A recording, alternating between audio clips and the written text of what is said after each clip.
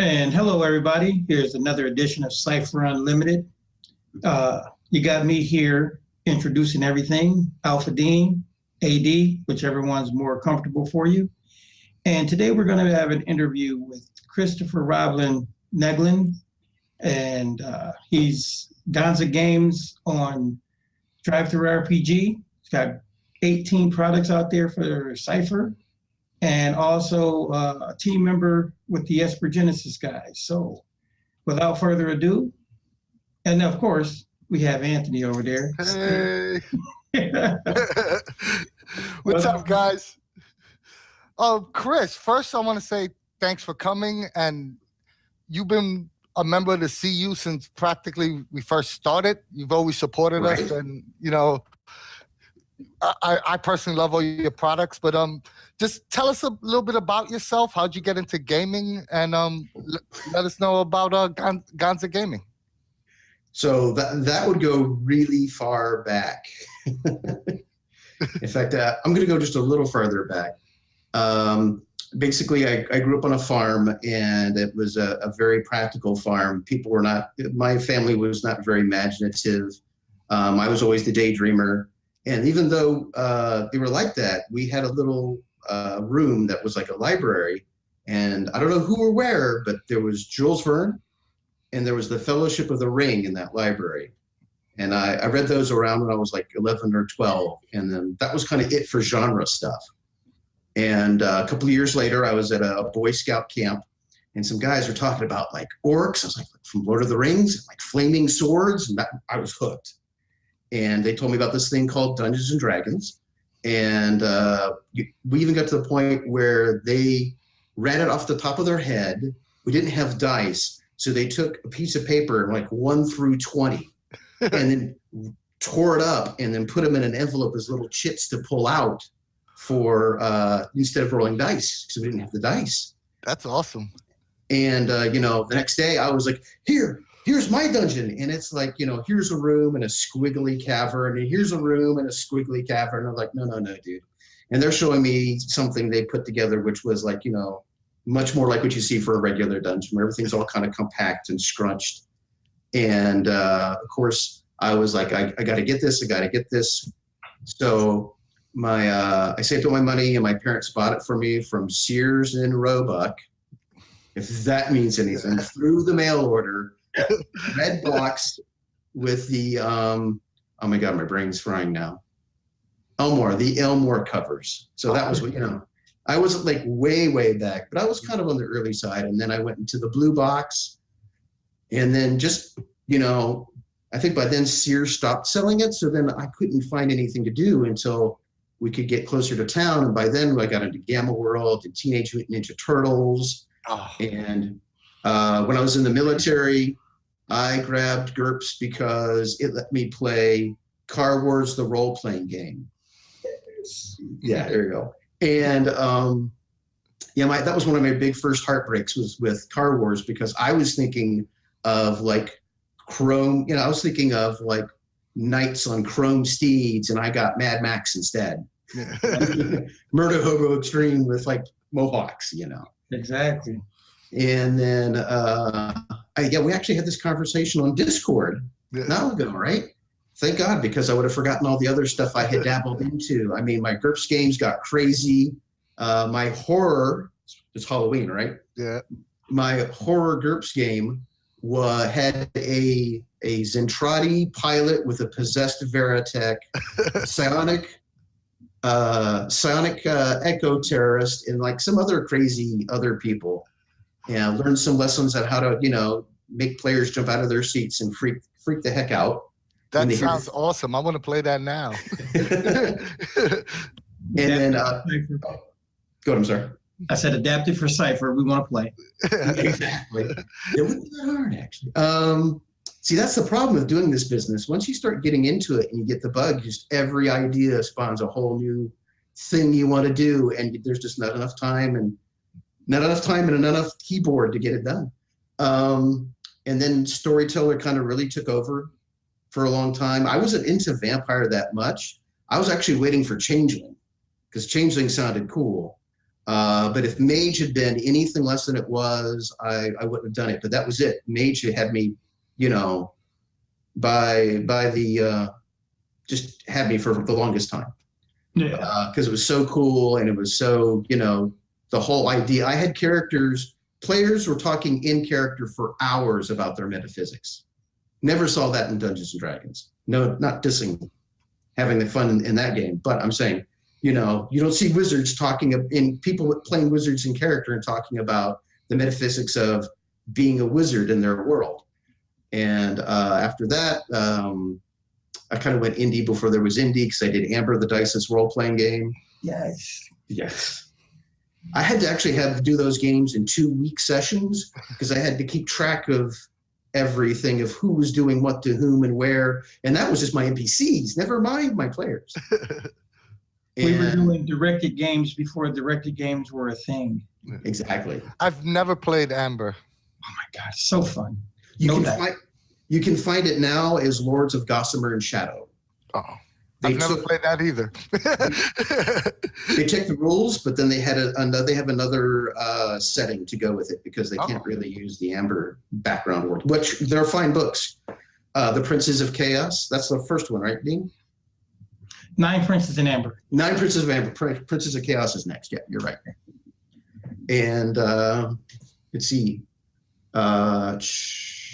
It pretty much catches us up to 3.0, which for about 2 to 3 years, I didn't even use anything other than the player's handbook, to be honest, because I was running kind of a steampunk science fiction game. So I was more interested in NPCs versus monsters, and always buying another book, because I was trying to find a way to get around the Vancian magic system. I've never been a fan of that as a player. And then eventually as a GM, I kind of saw the wisdom of the convenience of that. And that kind of catches us up almost to now. Sliding into where we're going now is I did a podcast for a couple of years, Nerd Stravaganza. That's where the Ganza comes in Ganza Games, actually, because it was kind of a tie-in. We interviewed Sharna Germain as one of our guests, and they were just talking about this really cool game they were doing, Numenera and the Strange. It was getting a generic system, and the generic system caught my eye. I was like, oh. And we did a couple of YouTubes. I'm sure we can dig them out somewhere sometime. I'll share the links down below. Yeah, you said you were highly entertained by us. Yes. Oh yeah. I actually, when you joined the server, I was already aware of you from the YouTube videos. Oh, okay. Very cool. And then when the community content stuff opened up, I just kind of dived in. My first product isn't even up anymore, because you really couldn't do it that well. It was basically not only is a type, but here's a workbook to help somebody who's never played Cypher just kind of click off the boxes and get their game going. It was very much like a playbook that you see from a Powered Beyond Apocalypse game. Nice. I mean, I think the first thing I'm gonna ask is, from listening to your backstory, I could obviously tell you were always on the creative side of gaming, GMing, taking existing game systems and creating your own thing. So when did you get that spark to be a creator yourself? Well, like I said, it was from thanks to Mighty Cook Games turning it into a content system. I had never really felt comfortable doing it for Dungeons and Dragons for a very long time. I felt like I didn't know what the secret sauce was, but I got Cypher. I kind of, once I started getting into it, it clicked for me. In some ways, it kind of, after it clicked, every other thing started to click for me. And when they made it available to do things with, I went in, dived in, like a bull in a china shop, banged my head a couple of times on a couple of products, and learned how to do everything from the game design to the writing to the layout and design. And once I started getting people actually buying my stuff, I was like, holy crap. Because part of, I think also what made me drag my feet was, for forever, I was trying to be a fiction writer. I wanted to be, I wanted to write novels. And I didn't know until a few years ago, or how things have really evolved in that industry. And it's tougher than ever to break in. And it's almost like winning the lottery. You win the lottery and your prize is now you have to bust your ass for like nickels and dimes. It's not fair and it's not cool to be that creative. And then you're like, unless you are independently financially secure, or you have an awesome spouse, or you have a day job that somehow gives you the time to do it, it's just, it looks just like it's just more lined up heartache. Okay, I got to stop, or I'll keep venting on that part. All right. So my question for you, we've talked about how Cypher inspired you, but what's your creative process when you get ready to create for Cypher? What, how do you come up with your ideas? From a variety of sources. I've been joking around that I need to stop answering questions on Facebook and then just put them in blogs and put them on the page as a product. Don't stop answering on the CU though. You give good advice. You notice I didn't say that, right? I said Facebook. I didn't say that. Well, like the first thing I did was cruise. A couple of us wanted to play, an interconnected crew of some sort, band, or actually I had a little game called Solar Sails, which was basically sailing ships in the stars. If you guys are familiar with Spelljammer, it had a lot of that influence there. And I didn't want people to have to waste one of their 3 things to make themselves worthy of being on the ship. Did they have to give a descriptor so they could get a skill on how to be a navigator? Did they have to give up their foci to be a really awesome guy in the rigging? That sort of thing. So I came up with crews so they could pick something and they'd all get a benefit, and then they could still use their other 3 aspects of Cypher to build the character they wanted. And then after that, it was just kind of like I wanted to do just cool things and adventures. And I also noticed that Gods of the Fall, which was a really cool setting, even if you're just a mortal, never mind if you're a demigod. And I was like, there needs to be just more stuff, and that's where I came up with Mortal Fantasy, which is the crazy fantasy product I have that is a bridge between Cypher and people who've never played Cypher but are familiar with D&D and fantasy and Gods of the Fall. I don't know what I was thinking because that took forever to write. Well, I'm glad it didn't take that forever, because it's a great product. I've used it on more than one occasion, and it has made my my fantasy games run awesome. So Thank you. Here's a plug to everybody else. Get Mortal Fantasy and also get Cruise. 2 great products I own. Cruel Stars. Oh, yeah. Cruel Stars. Like I said, I own 17 of your 18 products that you have on drive-through. So that's because that 18th product, once I later on when I was looking at it, it was like, you know what, I'm just going to just kill it. It was, it was the first pancake. If you've ever heard that phrase before. You know how you make the first pancake and it turns out to be pretty much a mess, and then the next pancakes are much better? Yep. Yeah, that was my first pancake. You have 17 products and 1 pancake on drive-through. So you've obviously gone through some of the trials and tribulations that it takes to be on a product line like drive-through. And what advice would you give to some inspiring content creator that either wants to work with, Cypher Creator or just put out products on drive-through RPG? What would be the best advice you could give to someone just starting out? If they want to be good, they have to have some patience, because they're going to have a learning curve. That's one of the reasons why Mortal Fantasy took forever, because it wasn't just doing the writing, but also in the playtesting, but also I wanted to look 1 level higher than everything else I had done before.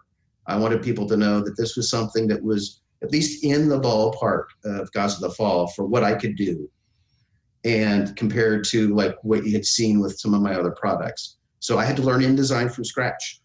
And it just was, I'm kind of a go guy. So to go, and then just, you feel like you're just doing inches of progress because you're learning these things. And me, for InDesign, it's like, I know InDesign can do what I want it to do, but where's the button?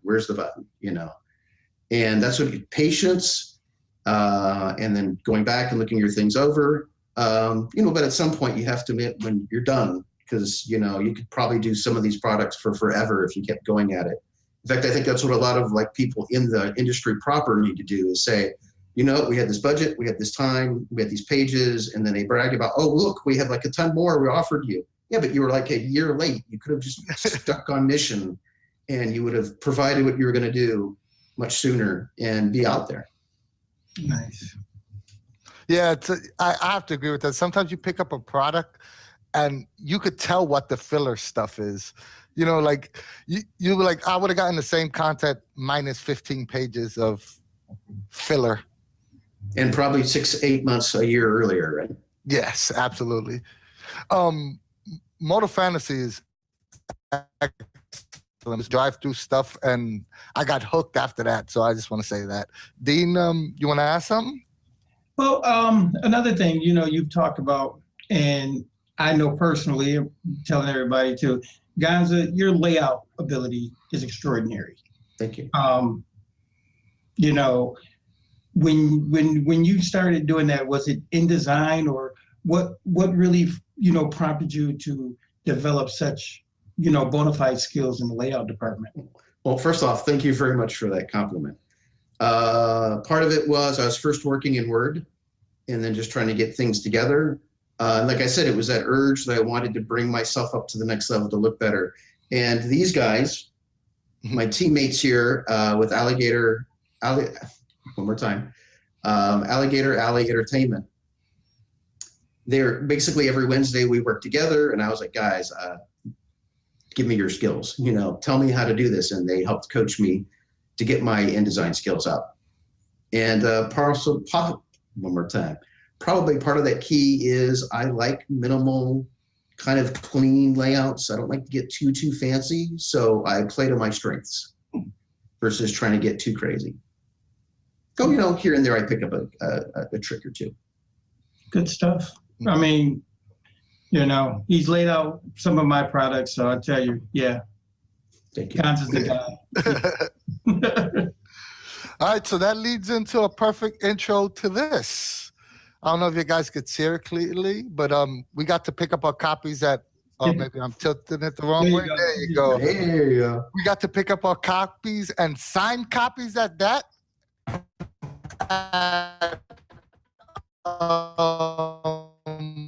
Talking about this book for about a year now, and It seems too much longer. But I know when you were telling us and you were showing us images prior to the book, you know, us getting a physical copy in our hand, how beautiful this book looked. And, you know, I was sort of like, you know, I'm gonna keep it real, I'm a New York guy. Yeah. And then I actually saw the book, and everything you said is pretty much true. The art is fantastic. The setting is awesome. You know, this is what I was expecting if they did a Spelljammer or they did a D&D 5e space opera game. And now they don't have to do it because Esper Genesis did it pretty much. This is awesome. Esper Genesis, yeah, like I said, I haven't got to play it, hint. But I've read the book, and yeah, I have to say, agree with Anthony. It's some of the best sci-fi stuff out there. It's 5e mechanics and everything else. Brilliantly done. You guys should be like absolutely and ultimately proud. So then that. I didn't finish my question. Oh, that was just the intro. That was the intro, baby. Oh, all right. I was gonna give the question. Go ahead. How did you hook up with Esper Genesis? And what was your role? All right. So believe it or not, I got to thank Monty Cook Games because when I started putting my products out and, you know, making some nickels and dimes, and, you know, it's the RPG business. Don't let anybody fool you. It's nickels and dimes. But these three, you know, my teammates are my buddies. I see them every day. And when they heard I was making some progress, it didn't hurt for them to go, maybe we should bring Chris on board. And for a little while, we were also doing a fiction workshop. And they saw from the fiction workshop, you know, I've been doing it for like forever.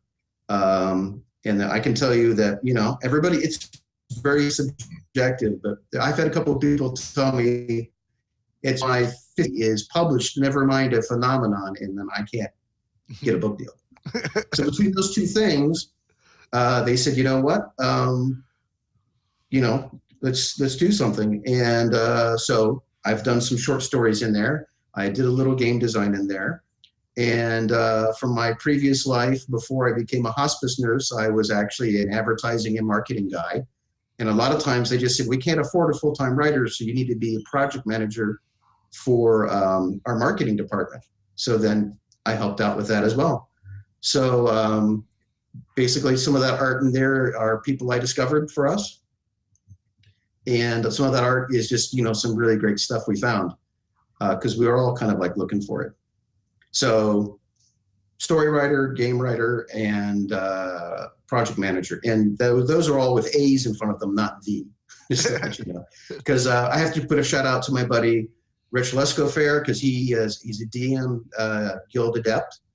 And he did, like, I feel like 99.9% of what's in that book, design-wise and writing. And he just allowed me to play in his sandbox here and there.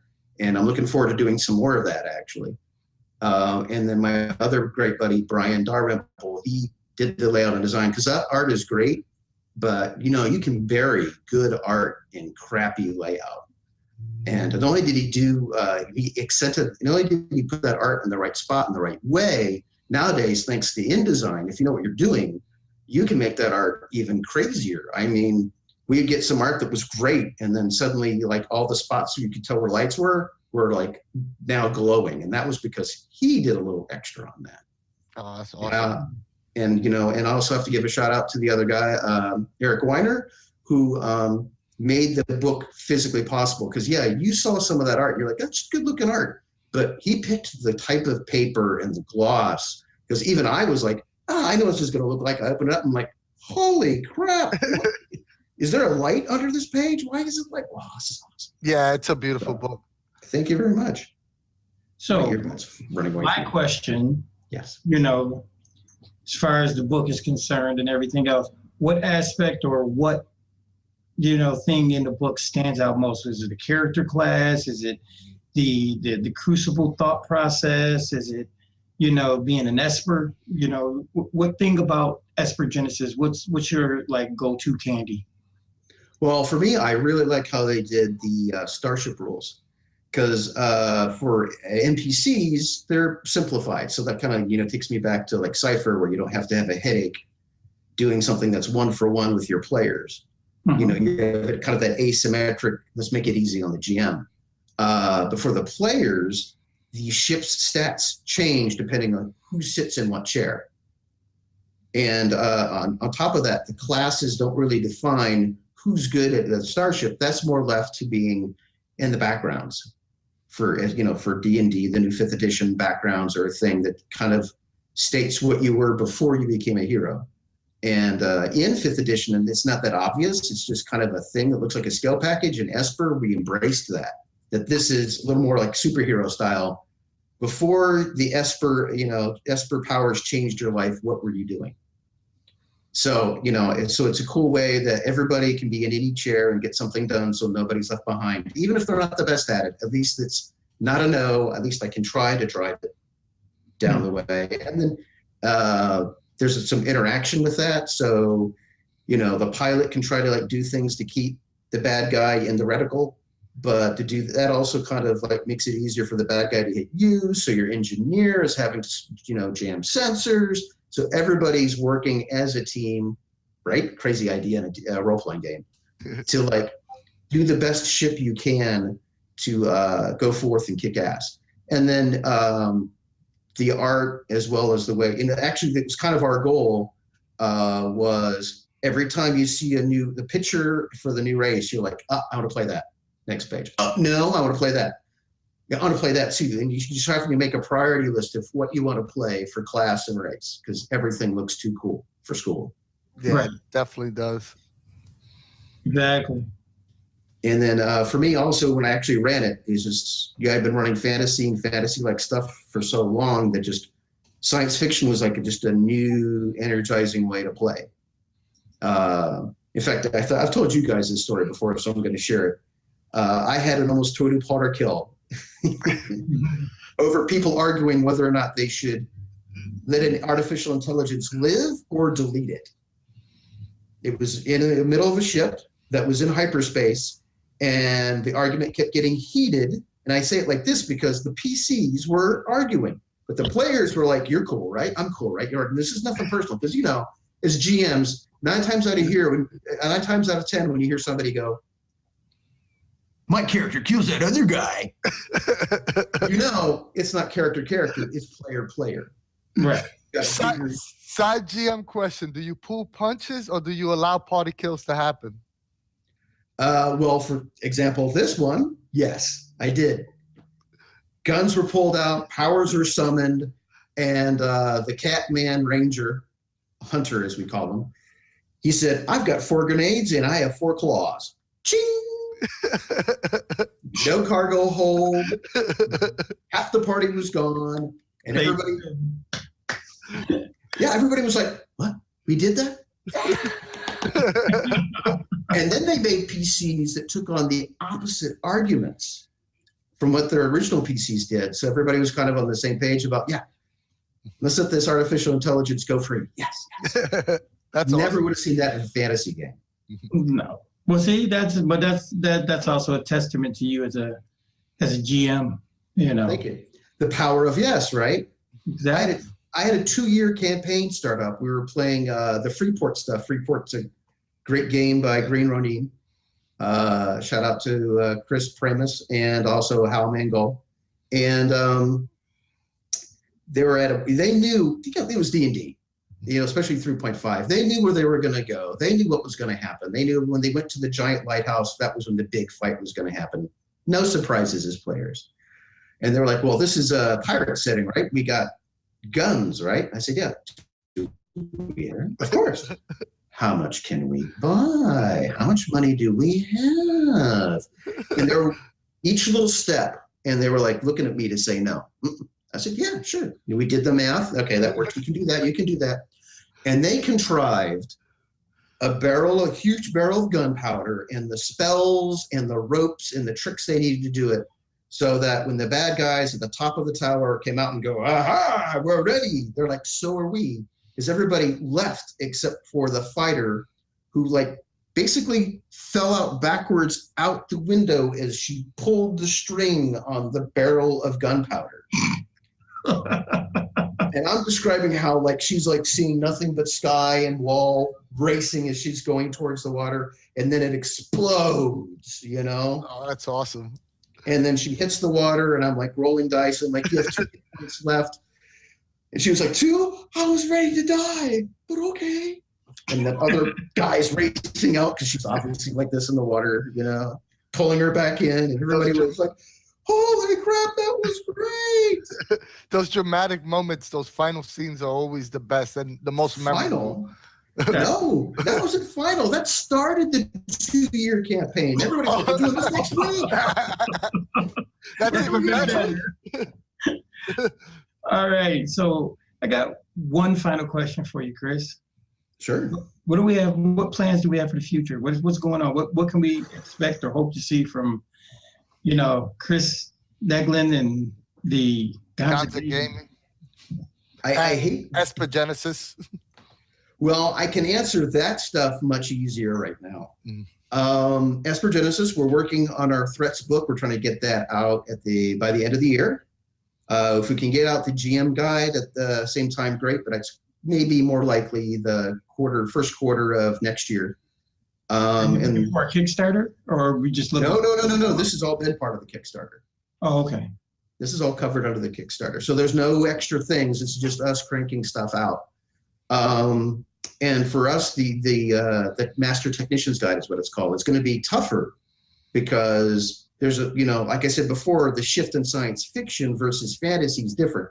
What do you find in the GM's Guide? You find magic items, right? You don't have magic items in science fiction. What do you have? Gear. And you don't find magic items as, you don't find gear as loot. You can, but you can also go buy it. It's not like, there's a wizard that says you can't buy this. So, and on top of that, we're firmly in the philosophy that the gear is going to help further define and infer kind of what our genre expectations are for EsperGenesis.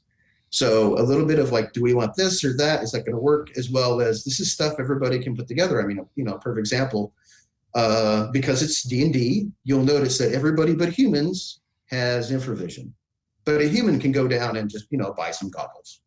So what's the expected release date for that? The Master Technician's Guide is probably going to come out early next year. Very early, we hope so. And the Threats Guide, the monsters, which a lot of them are just crazy and cruel and evil, should be coming out by the end of the year.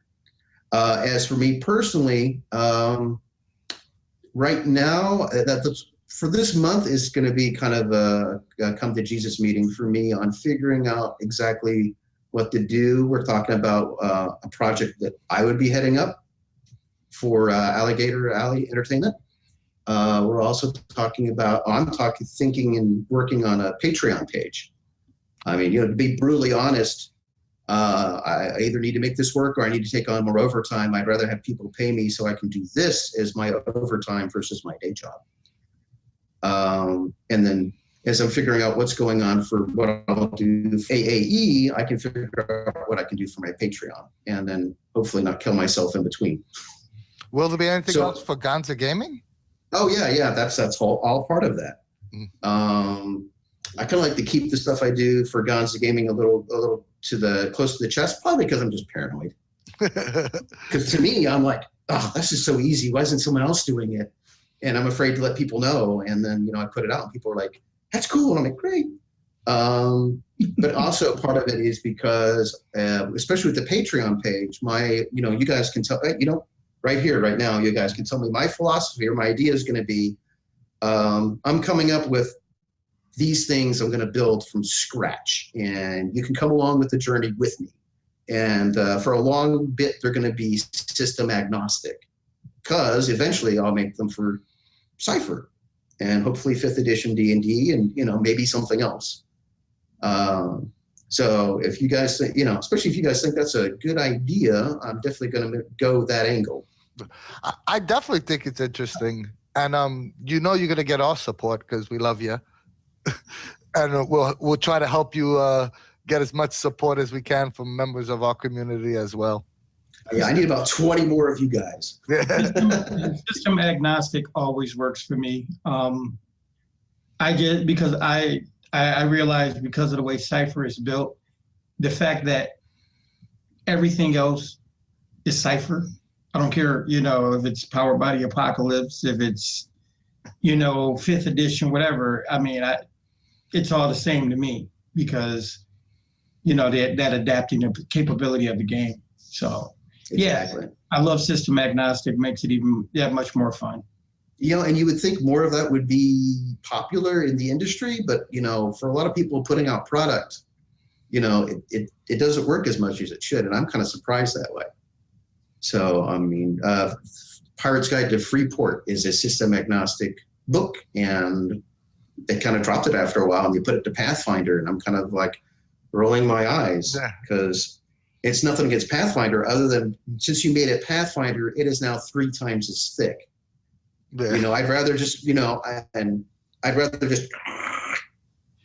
just rip out the 1/3 of the book that I want with fluff and stuff. In fact, for Monty Cook Games, I would love it if they would take some of Numenera and some of the Strange and make it a little more system agnostic, so I could kind of play with it and tweak it when it comes to doing Cypher stuff.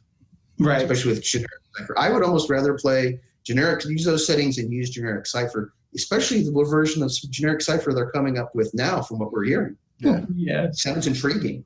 Yeah. You know? It's really crazy. I was telling Anthony, and I'll tell you and I'll tell the world, you know, I stopped building. I was building a system that had that thought process. And I found Cypher system, and it did so many of the things that I was already doing that I just said, you know what, I'm just going to run with this. But now hearing what they're talking about is like, yeah, somebody must have, like, you know, got on my frequency, because, you know, that was the whole concept. The whole concept was just to have basically, you know, 4 types like Cypher has, basically the 4 types that they have, and then have listings of skills. and abilities that you can buy with your points. And if they're warrior related, they're cheaper, for warriors. If they're magic related, they're cheaper for mages. So that person could build whatever they wanted. Yep. So that's the impression I got. So I was like, exactly, and that's what I see. So I mean, we're all really super excited for the new Cypher Core. That's I love setting books, but I love to be able to create on my own. And I think pretty much me, Al, and Dean all have that same mindset. That's why I think we gravitated towards your supplements, because it was something that even if you're not using this adventure, there was something that I could take from it and change it to make it my own. I mean, we're in that camp of no one runs the same adventure. You're supposed to take those adventures and turn it into something entirely different that fits your style. And Cypher's really easy to do that with. But that's going on a different topic. First of all, I want to say, Chris, thank you so much for coming. We're definitely going to post all your drive-through RPG down below. We're going to post a link to Esper Genesis. We'll post a link to your Patreon if you have it set up already. And please come back. And last but not least, please run a game on the server. You always won. I'm saying it now. It's always on my list, and then somewhere. What is this? What is with the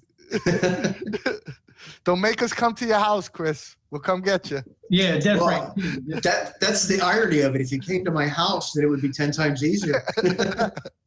But once again, all joking aside, thank you for coming. We really appreciate it, and we really appreciate all the work you do. I mean, thanks. Thank you. You're truly a talented writer, and we want everyone to know that. Yeah, you're a very big resource for the community and for the genre, as a whole, the hobby as a whole. Thanks, Chris. No problem, and thank you very much. You guys keep this up, I'm going to blush. All right, and with that, the CU is out. Al, thank you for recording this. Wish you was here, buddy, and hopefully we'll see you soon. Bye, guys. And I'll just say this to everybody. Whenever you run a game, don't worry about the rails. Just make sure they're rails of a roller coaster. Bye, guys. Bye.